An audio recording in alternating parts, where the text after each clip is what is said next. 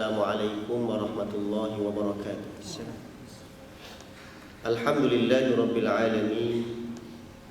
Alhamdulillahilladzi anzala ala 'abdihi al-kitaba wa lam yaj'al lahu 'iwaja. Alhamdulillah wassalatu wassalamu ala asyrafil anbiya'i wal mursalin wa ala alihi wa sahbihi ajma'in. Allahumma salli ala sayyidina Muhammad tibbil qulubi wa dawaiha wa afiyatil abdani wa shifaiha wa nuril absari wa dhiyaiha wa ala alihi wa sahbihi tasliman katsiran bi rahmatika ya arhamar rahimin. Qala Allah Ta'ala fi kitabil aziz ba'da a'udzu billahi minasy syaithanir rajim. Ya ayyuhalladzina amanu taqullaha haqqa tuqatih wa la tamutunna illa wa antum muslimun. Shadaqallahul a'zim. Tuan-tuan, puan-puan yang dirahmati Allah Subhanahu wa taala sekalian, kita pertama dan selamanya kita kena sentiasa wajib di bibir kita untuk melafazkan syukur kepada Allah. Kerana apa? Kita bersyukur kepada Allah kerana dengan nikmat yang Allah kurniakan kepada kita ini sangat banyak. Nikmat kesihatan yang kadang-kadang itu tanpa kita sedari nikmat ini cukup hebat. Dan ketika mana kita sakit, baru kita rasa nikmat ketika mana kita sihat. Dan kita kena bersyukur kepada Allah Subhanahu wa taala kerana nikmat yang paling terbaik, yang paling ada dalam diri kita ini, ketika mana kita dilahirkan itu, kita telah berada dalam Islam.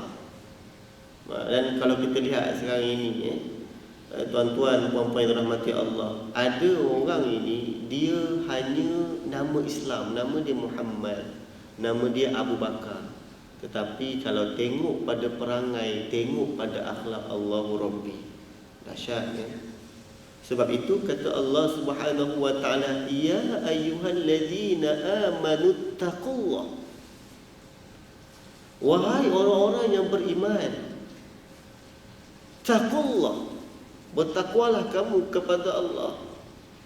Ya ayyuhalladzina amanu taqullah. Takwa macam mana? Haqqa tuqatih, dengan sebenar-benar takwa. Kita bertakwa kepada Allah Subhanahu wa taala dengan sebenar-benar takwa. Wala tamutunna illa wa antum muslimun. Jangan sesekali kamu mati melainkan kamu adalah seorang muslim dalam Islam. Kamu dalam Islam. Jangan kamu mati, wala tamutunna illa, jangan kamu mati melainkan kamu hendaklah mati dalam keadaan kamu beriman kepada Allah.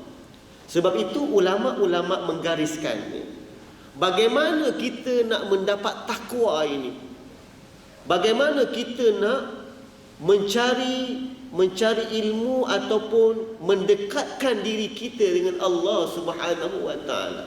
Antara benda pertama yang digariskan oleh ulama, kalau kita nak mendapat takwa ini, yang pertama, kita khauf bil jalil. Kita takut dengan Allah Subhanahu wa taala. Takut dengan Allah.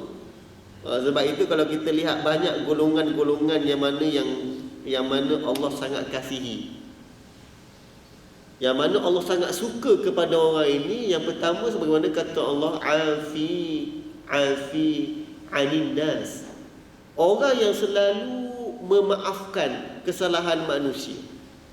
Kalau kita ada sikap ini antara sikap orang yang bertakwa kepada Allah. Kita takut ataupun kita ni ada sifat pemaaf. Walaupun kita ni buat salah ke, tak buat salah ke, kita ada sifat maaf kita. Selalu memaafkan orang. Ini antara orang yang hebat. Ciri yang pertama untuk orang yang bertakwa kepada Allah, takut kepada Allah. Sebab itu kita ni selalu ketika mana kita solat subuh hari Jumaat contohnya, solat subuh hari Jumaat contohnya, Imam selalu baca dalam surah As-Sajdah itu, tatajafa junubuhum 'anil madaji'i yad'una rabbahum khaufan wa tama'a wa mimma razaqnahum yunfiqun. Ini antara ciri-ciri orang yang bertakwa. Bagaimana orang ini? Ciri orang ini ialah orang ini ketika mana berada dalam kesenangan, ketika mana berada dalam keselesaan, ketika mana berada dalam kenikmatan. Macam kita ni, Allahu Akbar, kita bekerja di sini ataupun bekerja di luar daripada bangunan ini dan sebagainya. Kita nikmat kita ini, tapi kita ingat kepada Allah. Tatajafa junubuhum 'anil madaji'. Orang ini sanggup bangun pada waktu malam, sanggup meninggalkan tempat tidur. Sanggup meninggalkan tempat tidur yang enak, yang hebat. Kalau letak sapuk pillow, tidur dengan sapuk pillow, maknanya kalau kita tidur ni selesa sangat. Tapi dia bangun.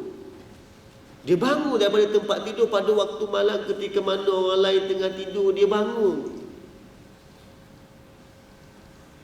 Tatajafa junubuhum 'anil madaji'i yad'una rabbahum.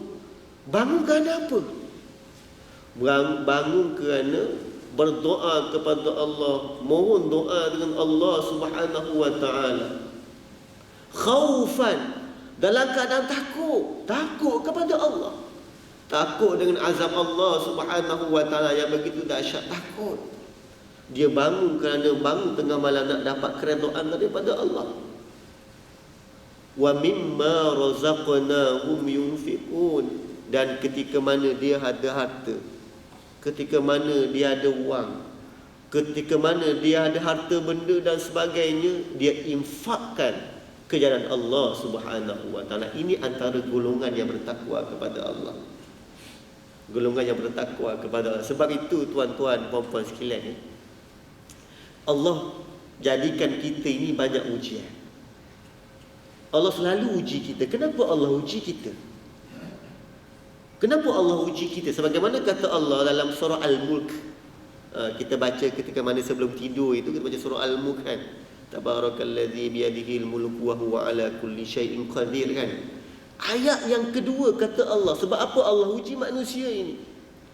Allazi khalaqal mauta wal hayata liyabluwakum ayyukum ahsanu amala, kata Allah.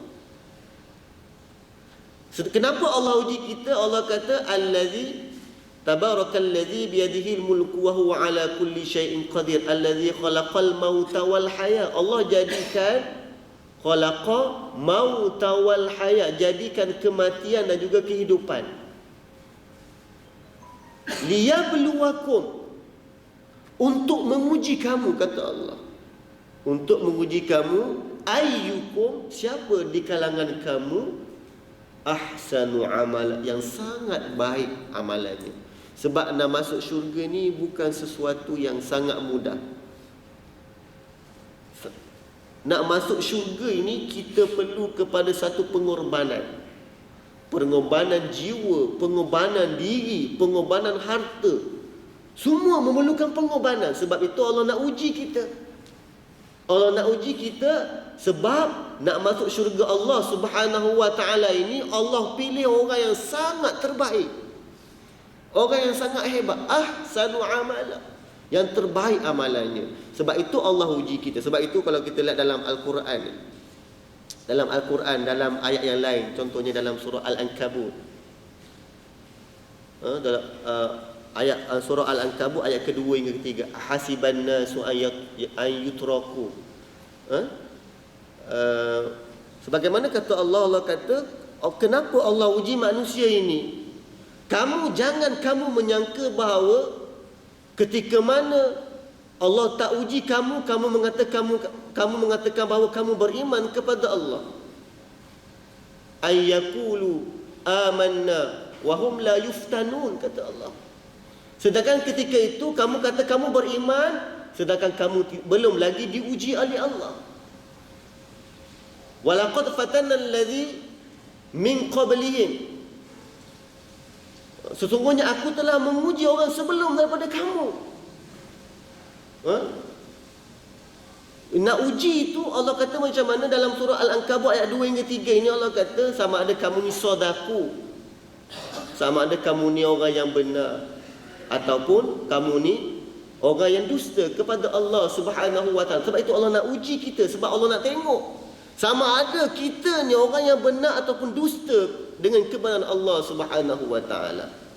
Maka ketika mana kita berada di atas dunia ini, maka kita kena sentiasa mempersiapkan diri kita, mempersiapkan akhlak kita, mempersiapkan segala budi pekerti kita. Apa yang kita buat ini mukhlisina lahuddin, ikhlas dalam agama kita. Baru ketika mana itu baru ada nilai takwa dalam diri kita. Sebab itu ulama menggariskan, iaitu kita kena takut kepada Allah. Takut kepada Allah. Yang kedua, kata ulama, kalau kita nak menjadikan diri kita ni orang yang bertakwa kepada Allah, al-amalu bin nizam, kita hendaklah beramal dengan segala peraturan yang telah Allah tetapkan dalam Al-Quran. Segala apa yang ada dalam Al-Quran itu kita ikut. Apa yang Allah suruh kita buat, apa yang Allah larang kita tinggalkan. Sebagaimana yang diajar oleh Nabi sallallahu alaihi wasallam. Sebab itu kadang-kadang itu kita ni ditimpa musibah contohnya. Ketika mana kita ditimpa musibah, kita ni selalu salahkan Allah. Contoh yang paling dekat dengan kita, contoh yang saya bagi contoh. Contoh Allah bagi kita sakit, contoh. Allah bagi kita sakit. Ketika mana kita sakit itu, Allahu Akbar, kita salahkan Allah. Kita kata, kenapa Allah bagi sakit ini ke aku, tak bagi kepada orang lain? Ada macam tu. Bagi musibah sakit, sebenarnya Allah nak uji kita. Sebab itu kata Allah, fa'ammal insanu idza mabtala rabbuhu fa akramahu wa na'amahu fayaqulu rabbi akraman. Ada ketika mana Allah uji manusia ini, Allah bagi dia kemuliaan, Allah bagi dia kesenangan, Allah bagi dia kenaikan pangkat. Semua Allah bagi kat dia. Tapi apa dia jawab? Apa manusia ni jawab? Fayaqulu rabbi akraman, dia kata. Dia kata Allah telah memuliakanku. Di mana dia bongkak lagi, riak lagi. Dia riak lagi. Dia tak mengucapkan syukur kepada Allah pun. Wa amma idza mabtalahu faqadara alaihi rizqahu fayaqulu rabbi ahana. Dan ketika mana Allah uji dia ini dengan kesempitan rezeki. Allah bagi dia ni asalnya dia kaya, tiba-tiba Allah uji dia dengan miskin. Ketika mana dia kaya, dia tak ingat Allah. Ketika mana dia miskin pun, apa dia kata dengan Allah? Fayaqulu rabbi ahana. Dia keji Allah, dia kutuk Allah. Kenapa Allah bagi aku dalam keadaan macam ni? Allahu Akbar, dahsyat orang ini. Orang ini banyak bersangka jahat dengan Allah, bersangka buruk dengan Allah. Sebab tu kita kalau kita nak sentiasa beriltizam, untuk sentiasa istiqamah untuk mendapat keridaan Allah Subhanahu wa taala, apa kata Allah? Apa kata Allah ketika mana kita ni dapat musibah? Allazina idza asabathum musibah qalu inna lillahi wa inna ilaihi rajiun. Itu ucapan kita. Ketika mana kita dapat musibah, ketika mana kita dapat apa-apa yang menyebabkan kita rasa sedih, yang berduka cita, berduka lara dan sebagainya, maka apa jawab kita dengan Allah? Apa kata kita? Apa perkataan yang bagus, yang terbaik yang kita keluarkan daripada mulut kita? Inna lillahi wa inna ilaihi rajiun. Itu yang Nabi ajar kepada kita, itu yang diajar oleh Allah, yang disuruh oleh Allah untuk kita amalkan. Sesungguhnya kita ni daripada Allah. Daripada Allah, semua ni daripada Allah. Maknanya kita ni hak milik Allah. Bila-bila masa saja Allah boleh tarik segala nikmat yang Allah berikan kepada kita. Sebab itu tuan-tuan, puan-puan yang rahmati Allah Subhanahu wa taala, kita kena ingat, nak dapat nilai takwa itu kita kena istiqamah kita. Kena mujahadah dalam diri kita. Mudah-mudahan ketika mana kita mujahadah itu, Allah akan kurniakan kemanisan dalam kehidupan kita.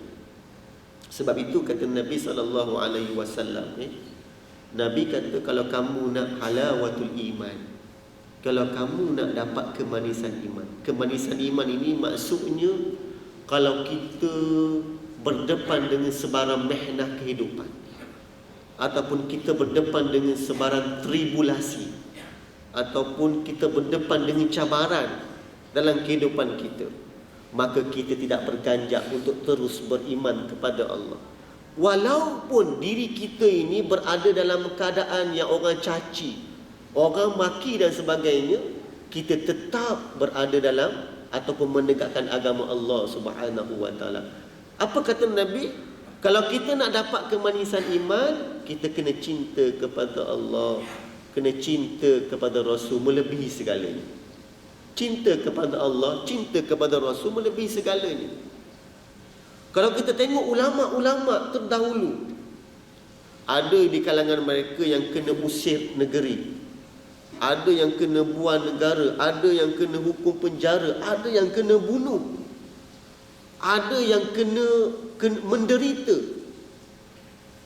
Walaupun dalam keadaan sedemikian, walaupun banyak dugaan yang kena hadapi, yang terpaksa dia hadapi, tapi apa sikap mereka, ulama-ulama kita ni?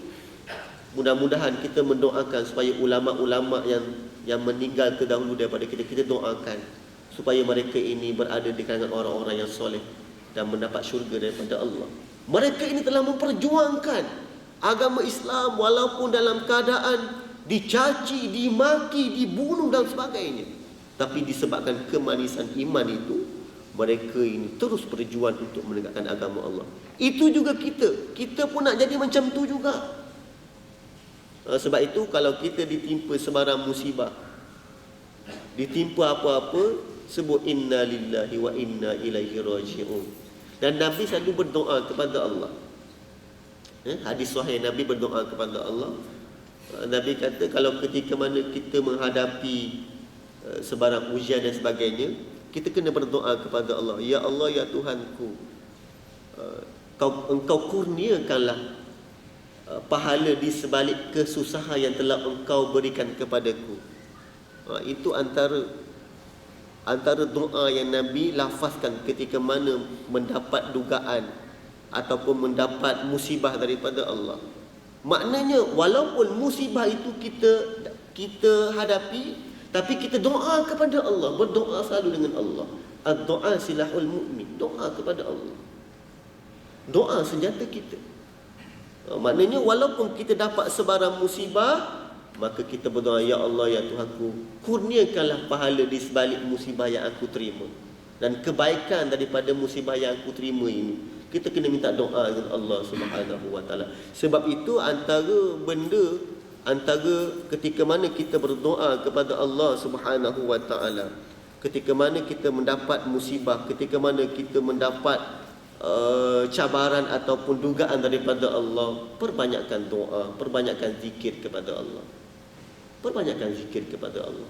Sebab ketika mana kita berdoa, ketika mana kita berzikir, maka hati kita ini akan fokus kepada Allah.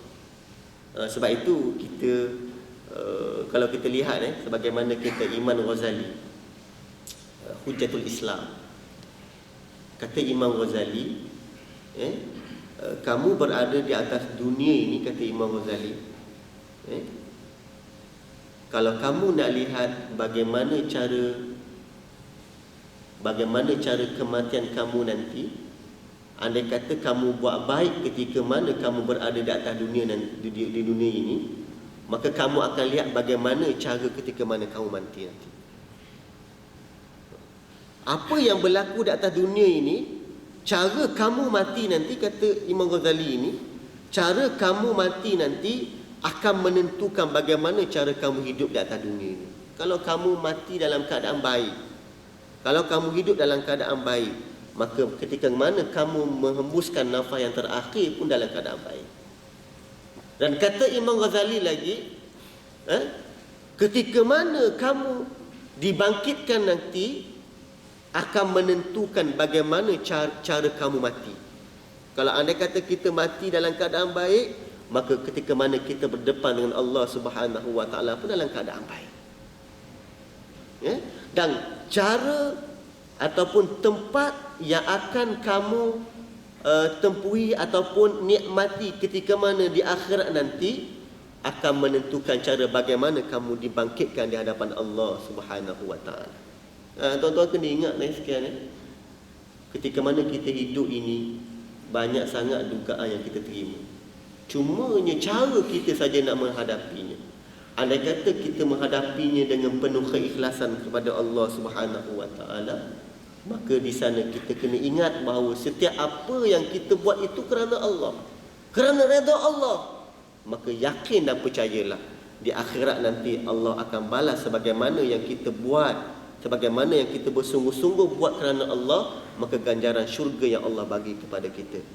Sebab itu kata Allah, wa yatufu alaihim wildanun mukhalladun idza ra'aitahum hasibtahum lu'lu'an manthura.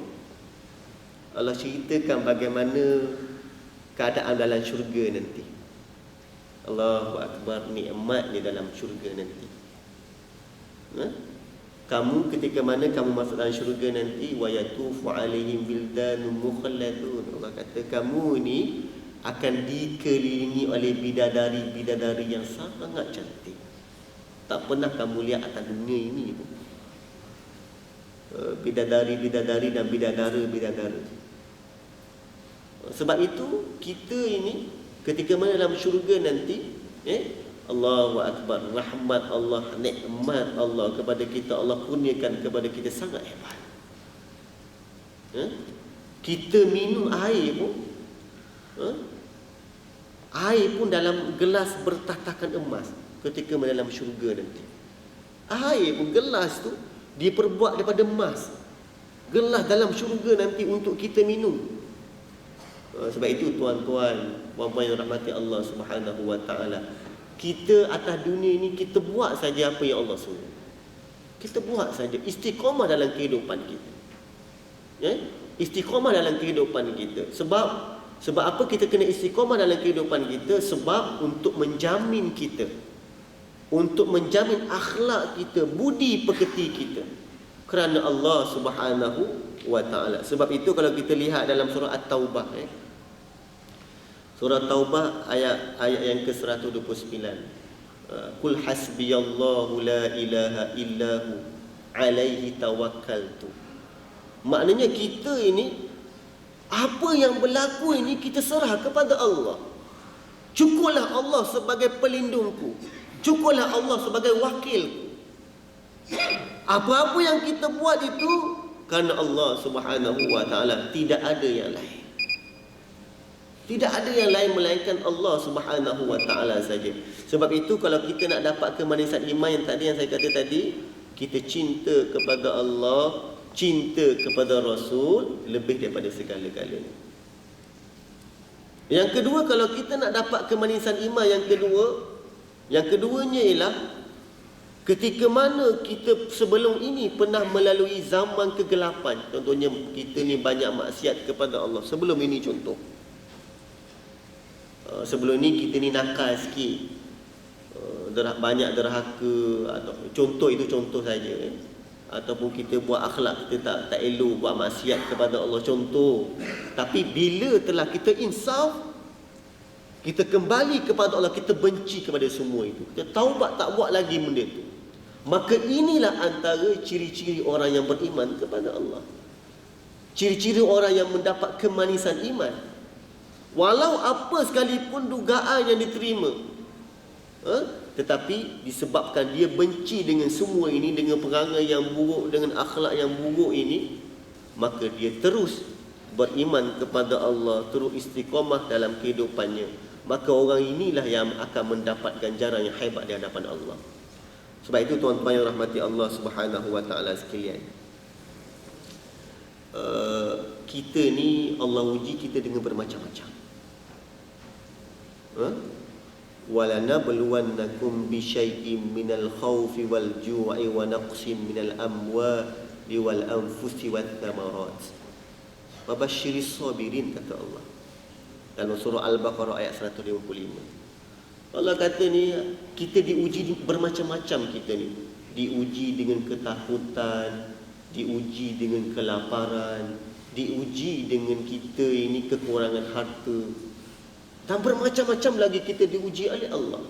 Tapi apa syarat Allah, apa peringatan Allah kepada orang ini? Wa basyiris sabirin, kata Allah. Kabarkanlah berita gembira kepada orang-orang yang sentiasa bersabar. Orang yang bersabar. Sebab itu ketika mana kita diuji oleh Allah Subhanahu wa taala, bersabar. Bersabar kita dengan Allah. Banyak orang walaupun benda itu baru kecil, sikit saja ujian Allah bagi kepada dia. Baru sikit Allah bagi ujian, tetapi dia ni cepat melata. Cepat melata. Tak sabar. Tak sabar. Kadang-kadang itu ujian yang kita terima ini mungkin la yukallifullah nafsan illa wus'aha, kata Allah. Allah uji kita ni bergantung kepada kemampuan kita. Allah uji bergantung kepada kemampuan kita. Maksudnya kita mampu tanganinya. Kita mampu tangani ujian itu sebenarnya. Sebab itu tuan-tuan dan rahmati Allah Subhanahu wa taala sekalian, apa yang penting sekarang ni, bagaimana cara kita untuk sentiasa dalam kehidupan kita ini sentiasa istiqamah, sentiasa sabar dalam menghadapi ujian. Bagaimana cara, bagaimana karakter kita? Bagaimana karakter kita? Yang pertama sekali, karakter kita sebagaimana yang saya ulang tadi, alladzina idza asabathum musibah qalu inna lillahi wa inna ilaihi raji'un. Karakter kita ketika mana kita dapat ujian daripada Allah, maka kita selalu sebut inna lillahi wa inna ilaihi raji'un. Itu karakter kita, watak kita. Yang kedua, ketika mana kita mendapat ujian daripada Allah Subhanahu wa taala, kita kena doa. Sebagaimana yang Nabi ajar kepada kita, ya Allah ya Tuhanku, Engkau kurniakanlah kepadaku pahala di sebalik kesusahan yang Engkau berikan kepadaku. Ini doa Nabi sallallahu alaihi wasallam. Kena banyak berdoa. Ini motivasi kepada kita. Kemudiannya, yang ketiga, ketika mana kita diuji dengan Allah Subhanahu wa taala dengan bermacam-macam. Mungkin ialah kita hidup atas dunia ini, kita ada ujian daripada anak kita sendiri. Mungkin ada ujian daripada masyarakat kita sendiri. Macam-macam ujian yang kita ada. Maka kata Allah, kamu hendaklah bersabar. Wa basyiris sabir wa lanabluwannakum bi syai'in minal khaufi wal ju'i wa naqsin minal amwali wal anfusi wath thamarat. Wa basyiris sabirin, kata Allah. Kamu hendaklah sentiasa bersabar. Ini antara watak-watak yang sangat penting ketika mana kita mendapat ujian daripada Allah Subhanahu wa taala. Tapi saya nak berpesan kepada tuan-tuan, puan-puan sekalian ni,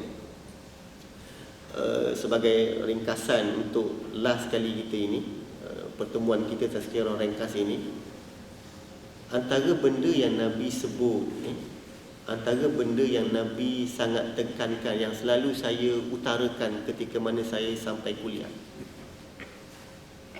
benda yang sangat penting dalam kehidupan kita, kata Nabi sallallahu alaihi wasallam, man kana yu'minu billahi wal yaumil akhir falyakul khairun aw liyasmut. Ini yang sangat susah di kalangan manusia nak buat. Selalu saya tekan benda ini, sebab benda ini kadang-kadang itu Allahu akbar, kita ni nak masuk syurga dah, tiba-tiba sangkut dengan ni tak jadi masuk syurga. Tak boleh masuk syurga lagi, kena tahan. Man kana yu'minu billahi wal yaumil akhir, barang siapa yang beriman kepada Allah, barang siapa yang beriman kepada hari akhirat, falyakul khairan, hendaklah dia bercakap baik. Ini Allahu akbar, susah kita nak buat sebenarnya. Hendaklah dia bercakap baik. falyakul khairan aw liyasmut. Kalau tak mampu dia bercakap baik, apa dia kena buat? Dia kena diam. Saya ada satu cerita tuan-tuan sekalian. Ini cerita benar, cerita benar. Ada dua orang sahabat. Ini realiti berlaku depan saya ini. Ada dua orang sahabat ini. Dia tinggal di sebelah utara tanah air. Ini benar berlaku, ini bukan tipu, ini betul-betul berlaku ni. Pengalaman saya lah ni. Dia ni, dua orang sahabat ni, dia ni memang kawan baik daripada dulu lagi. Memang kawan baik. Dia bukan duduk sekampung, tapi jiran sebelah kampung. Contohnya macam dia duduk kampung ni, kampung sebelah itu kampung dia. Tapi dekat-dekat. Memang dia baik. Pada satu hari, tuan-tuan sekalian, kawan dia ni ada nak settle case, settle case di mahkamah Kuala Lumpur. Dia tumpanglah kawan dia ni. Kawan ni dia tak ada kereta. So dia tumpang kawan dia ni, suruh bawa ke KL. Bawa ke KL ni sebab nak settle case di mahkamah. Kemudiannya bincang-bincang, okeylah, bolehlah pergi sekali, alhamdulillah. Tetapi nak dijadikan cerita, nak dipendekkan cerita, tuan-tuan sekalian, ketika dalam kereta itu dia bercakap, yang ni cakap macam ni, yang ni cakap macam ni dan sebagainya, sampaikan satu saat ada suatu ketika, masa itu ketika mana dia bercakap itu, kawan yang driver kereta ini, kawan dia yang sahabat baik ini, dia rasa terkilang. Tak tahu dia cakap macam mana, dia rasa terkilang. Saya nak cerita kepada tuan-tuan sekalian, nak cerita betapa baiknya dia ni, tuan-tuan sekalian. Dia boleh ingat nombor telefon sahabat tanpa tengok telefon, dia boleh ingat nombor telefon tu. Baik sangat tu, tuan-tuan sekalian. Tetapi ketika mana dia bercakap itu, dia tak jaga adab ketika mana bercakap. Tak jaga adab ketika mana bercakap, dia pun kemudiannya Allahu Akbar, sampai satu tahap dia pun tak boleh tahan. Ini cakap macam ni, bertengkar ketika mana bercakap. Bila sampai KL ini, kawan dia tengok dah tak boleh tahan, dan ni dia pun kata tolong berhenti sekejap, kita ni tak boleh ni lama-lama macam ni, kadang-kadang macam ni bahaya ni. Dia berhenti untuk ambil ketenangan. Okey, kawan tu berhentilah. Kawan yang ada kes kat mahkamah ni turun daripada kereta tu. Ketika mana kawan tu turun daripada kereta, dia dah tahu sendiri nak turun sekejap je kan. Nak turun sekejap je, bukan lama pun, sekadar nak tenangkan keadaan dan sebagainya. Bila dia turun saja daripada kereta, kawan itu pucuk, tinggalkan dia seorang kat situ. Sedangkan ketika mana itu, dokumen mahkamah, beg duit dia tu, semua ada dalam kereta tu. Dia hanya buat keluar handset je. Handset je ada dengan dia. Handset, kemudiannya dalam poket duit tu, dalam poket dia tu ada lebih kurang sikit lah, tak banyak lah duitnya. Beg duit semua tinggal dalam kereta. Semua tinggal dalam kereta ketika itu. Kawan dia terus pucuk, dia pun tergaman. Ya Allahu Akbar, kenapa yang macam ni? Dia pun kontak kawan dia, tapi kawan dia ketika mana itu, bila dia kontak, dia tak angkat telefon. Tak angkat telefon, tuan-tuan sini. Saya nak cerita ni, falyakul khairan aw liyasmut. Ketika mana kita bercakap dengan sahabat kita, nak kena jaga baik. Cakap baik. Kemudian ketika mana dia pecuk kereta itu, tuan-tuan sekalian, apa jadi lepas tu? Lepas dia pecuk kereta itu, kawan dia ni tergaman, macam mana nak buat ni? Ini berlaku di bangsa, tuan-tuan sekalian. Berlaku di bangsa, tempat kita ni. Kemudiannya dia pun bila call tak angkat. Last kali call tak dapat terus. Dia call. Lepas tu baru jumpa dengan saya. Dia pun cerita daripada awal. Sekian. Sebab tu saya dapat tahu tu. Dia jumpa saya tu, Ustaz, tolong Ustaz ni. Saya call sahabat saya ni, tapi dia tak angkat telefon lah Ustaz. Saya cuba call guna telefon office. Kebetulan masa saya call itu, dia angkat telefon dia. Kebetulan. Allahu Akbar, nak jadi cerita. Apa jawapan ni? Saya kata, ni sahabat kamu ni ada file dalam tu. Dokumen mahkamah penting ni, nak bicara di mahkamah ni. tolong pulangkan balik. Kalau tak nak bagi tu pun, kalau tak nak bagi tumpangkan dia balik, pulangkan balik dokumen tu, penting sangat tu. Apa jawab kawan ni? Ustaz, dia kata, biarkan dia lah Ustaz, tak payah layan lah Ustaz. Kalau dia nak juga dokumen dia, jumpa kat kampung, dia kata. Terus dia letak telefon. Saya pun tak boleh jawab apa, tak boleh kata apa. Sebab itu tuan-tuan sekalian, dalam kehidupan kita ini, percakapan kita nak kena jaga. Ketika mana kita bercakap, tuan-tuan sekalian, nak kena jaga. Walaupun dengan anak kita sekalipun nak kena jaga. Dengan anak kecil pun nak kena jaga. Ada orang yang janji dengan anak dia, beli basikal, beli telefon, tapi tak buat pun benda itu. Nak kena jaga juga tu. Nak kena jaga juga. Tak boleh kita pakai hentam je. Ada orang, ketika mana dia bercakap ni, dia shock sendiri. Dia je. Dia rasa dia je. Dia tak fikir kawan dia ni Allahu Akbar. Tak fikir. Sebab itu dalam kehidupan kita ini, dalam muamalah seharian kita ini, itu nak kena jaga. Tapi andai kata kalau kita tak mampu nak bercakap baik, tuan-tuan sekalian, andai kata kita tak mampu untuk mengeluarkan kata-kata yang baik, mungkin kalau kita bercakap saja mungkin ada orang rasa hati. Maka apa kata Nabi sallallahu alaihi wasallam? Maka hendaklah kamu diam. Auliyasmut, kata Nabi. Kamu kena diam. Kalau kamu cakap saja, confirm dia tak puas hati dengan kamu. Ada orang disebabkan percakapan ini boleh terputus hubungan silaturahim. Ada orang kerana bercakap ini, mula-mula dia baik, sampai bila-bila pun lepas tu tak jumpa-jumpa dah kawan dia tu. Sebab terputus hubungan, lama sangat dah tak jumpa. Sebab percakapan. Sebab itu saya nasihatkan tuan-tuan, puan-puan, termasuk diri saya sendiri pun. Kalau nak bercakap, kena cakap baik-baik. Qulu linnas husna, kata Allah. Wa qulu linnasi husna, kata Allah. Kamu ni kalau nak bercakap ni dengan manusia, kamu kena cakap baik-baik. Cakap baik-baik. Nak bagi tu bos dengan anak buah ke, ataupun kita orang atas, orang bawah, nak kena cakap baik, tuan-tuan sekalian. Sebab kita ni mengharapkan balasan, keredaan daripada Allah. Bukan kita ni saya saja hidup atas dunia ini. Kita ingat kita ni Allah jadikan sia-sia. Tak ada. Maknanya kita nak balasan daripada Allah, kita nak ganjaran daripada Allah ke akhirat nanti. Allahu Akbar. Ada orang, tuan-tuan sekalian ni, ada orang ni dari sudut WhatsApp pun kena jaga juga. WhatsApp pun kena jaga. Kalau benda yang baik, kita jangan cuba sekali-sekali kita buat WhatsApp. Ataupun benda yang penting, jangan WhatsApp. Terus call. Kadang-kadang benda yang penting kita WhatsApp, kemudian salah faham pula. Itu bahaya. Kita cakap lain, dia cakap lain. Ataupun kita tulis lain, dia faham lain. Itu bahaya. Nak kena jaga itu. Sebab itu ketika mana kita WhatsApp sekalipun, kalau benda yang penting, kita kena telefon direct. Benda yang penting, kena telefon direct kepada kawan kita itu. Jangan ber-WhatsApp. Kadang-kadang itu boleh timbul salah faham ketika mana kita ber-WhatsApp.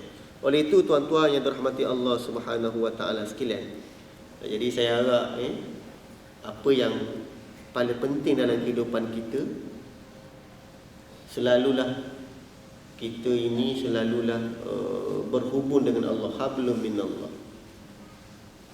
Setiap perkara yang kita buat ini ada hubungan kita dengan Allah Subhanahu Wa Taala. Ada kebergantungan kita dengan Allah Subhanahu Wa Taala. Jangan sesekali sesuatu benda yang kita buat itu, kita rasa kita yang hebat. Kita rasa kita yang melakukan itu, kita yang buat. Bukan. Semua itu bergantung kepada Allah Subhanahu Wa Taala. Sebab itu kalau kita lihat antara nasihat Imam Syafi'i kepada kita, Imam Syafi'i kata, kalau kamu berada di orang atas, kalau kamu berada di peringkat atasan, kamu kena anggap bahawa diri kamu ini berada di bawah, bukan kamu berada di atas. Dan kalau kamu berada di bawah, kamu kena ingat bahawa kamu berada di bawah daripada di bawah itu. Bawah lagi kamu. Itu kena menganggap diri kita. Walaupun kita ni orang hebat, kita ni ada pangkat, kita ni ada jawatan, tapi kita tidak boleh melihat bahawa diri kita berada di tahap itu. Itu maksudnya. Jadi saya mengharapkan tuan-tuan yang berada di sini, segala apa yang kita dengar pada hari ini, mudah-mudahan bagi satu semangat kepada kita, bagi satu peluang kepada kita untuk meningkatkan diri kita kepada Allah.